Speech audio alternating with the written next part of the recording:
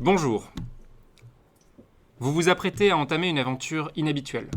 Une aventure au nom très mystérieux, 9 de coupe.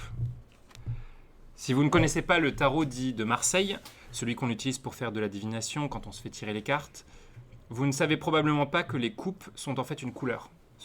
C'est l'ancêtre des cœurs de nos jeux de cartes traditionnels. 9 de coupe signifie donc 9 de cœur. C'est la carte qui m'a été tirée la première fois que j'ai évoqué ce projet avec la cartomancienne qui m'a aidé à l'écrire, Livia. Elle symbolise la réussite, la prospérité, et j'espère qu'elle nous portera chance au cours de notre histoire. Quel rapport y a-t-il entre le tarot et notre aventure ? Eh bien, il y a un rapport total. Plutôt que de m'en remettre à mon imagination pour inventer cette histoire, j'ai fait un pari un peu fou.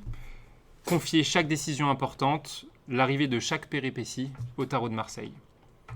Tout ce dont je disposais au moment de me lancer dans ce projet, c'était une idée, une seule. Une idée comparable à une graine qu'on plante dans un jardin. Pour la faire éclore, c'est-à-dire pour faire apparaître de nouveaux personnages, choisir de nouveaux embranchements, ou peut-être trancher une décision, j'ai toujours demandé au tarot de prendre la décision. De ce fait, je développais l'intrigue, mais je la découvrais aussi comme un spectateur. Et croyez-moi, à la toute fin, j'ai vraiment tremblé. Je le jure, j'ai poussé mes euros dans les pièges et les erreurs qui m'étaient suggérés à chaque fois, et je n'ai jamais reculé, je n'ai jamais triché. En dépit de l'affection que j'ai développée pour mes personnages, au fil du temps, ceux qui devaient mourir sont morts, et je les ai soumis à leur destin sans aucune pitié. Sans le tarot, je n'aurais donc jamais écrit cette histoire. Il est donc naturel que le tarot occupe une place centrale.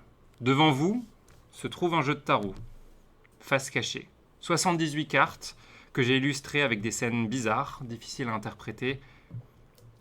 Pour les comprendre, il faut un guide. Et ce guide, ce sera ma voix. Dans les heures qui viennent, ma voix vous confiera un récit, vous dira quand retourner les cartes qui se trouvent au sommet du paquet.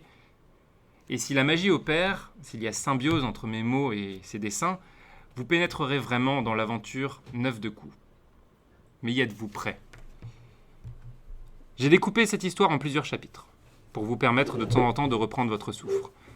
Je vais maintenant entamer le premier d'entre eux. Il concerne les 5 premières cartes du jeu de tarot et va nous faire découvrir un autre univers.